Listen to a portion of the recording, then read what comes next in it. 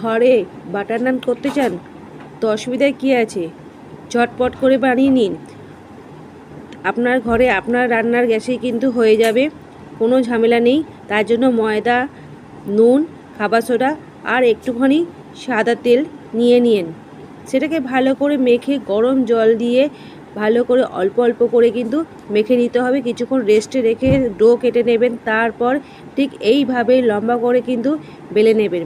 বেলে নেওয়ার পর তার মধ্যে দিয়ে দেবেন কিছুটা কালো জিরে। আমি কিন্তু বেশি পরিমাণ দিইনি, অল্পই দিয়েছি, আপনারা চাইলে এখানে বেশি দিতে পারেন। তারপর এটাকে আমি কড়ার মধ্যে দিয়ে ঢাকা দিয়ে দিয়েছিলাম। ঠিক এই দেখুন আমার একটা সাইড কিন্তু হয়ে গেছিলো, ঢাকা দেওয়ার পর কত সুন্দর ফুলে উঠেছে।